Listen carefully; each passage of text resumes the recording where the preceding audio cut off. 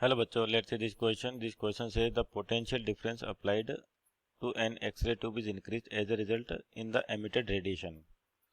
तो यहाँ पर आपका जो बेसिकली की कॉन्सेप्ट की बात करें कि क्या होगा की कॉन्सेप्ट, तो आपका जो की कॉन्सेप्ट होगा प्रोडक्शन ऑफ एक्सरेज, उस पर डिपेंड कर रखा है। प्रोडक्शन ऑफ एक्सरेज,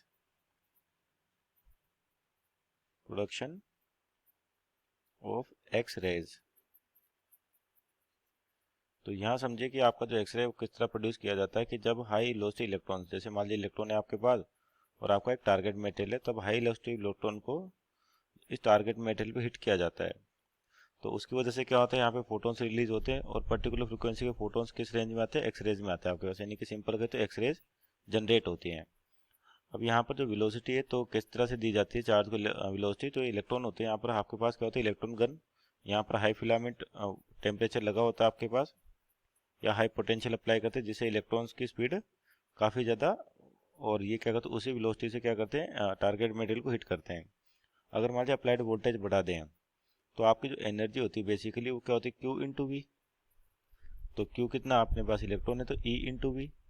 अब यहाँ पर अगर ये वी क्या होगा अप्लाइड पोटेंशियल, अगर इस वी की वैल्यू को इंक्रीज कर दें, अपन इस वी की वैल्यू को इंक्रीज कर दें तो आपके पास टोटल एनर्जी ई वी ये इंक्रीज हो जाएगी। इसका मतलब क्या होगा, जो आपके पास अब एक्सरे जनरेट हो रही हैं वो क्या करेंगे, अगर ज़्यादा एनर्जी का इलेक्ट्रॉन है तो ज़्यादा एनर्जी की एक्सरेज अपने पास जनरेट होंगी। और क्या होता है एक्सरेज बेसिकली फोटोन से, तो यानी कि एनर्जी क्या लिखी जाती है इनकी, H C by lambda, H F या एच सी बाई लेमडा। तो अगर पोटेंशियल अप्लाइड हो रहा है तो आपके पास क्या एनर्जी बढ़ेगी, एनर्जी बढ़ेगी, इसका मतलब क्या होगा, आपके पास energy inversely proportional to wavelength है, तो इसका मतलब पोटेंशियल बढ़ेगा तो एनर्जी बढ़ेगी, और एनर्जी बढ़ेगी तो आपको लेमडा कम हो जाएगा, यानी कि जो मिनिमम वेवलेंथ है कि इलेक्ट्रॉन को बाहर आने के लिए, इसको कहते हैं अपन मिनिमम वेवलेंथ। ये जो दिख रही है ई की वैल्यू क्या रख सकते हैं अपन यहाँ पर, ई वी के बराबर। तो ई वी इक्वल टू कितना होगा, एच सी बाई लेमडा। तो यहाँ से लेमडा निकाले अपन, तो लेमडा कितना, H C upon E we.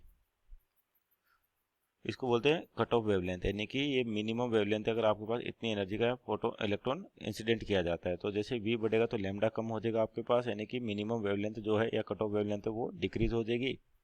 उसके बाद क्या दे रखा है, इंटेंसिटी के बारे में दे रखा है। तो देखिए आपकी जो इंटेंसिटी होती है वो इंडिपेंडेंट होती है किसे, पर्टिकुलर फ्रिक्वेंसी से, या और ऐसे कह सकते हैं जो इंटेंसिटी बेसिकली होती है टोटल एनर्जी फॉलिंग पर सेकंड।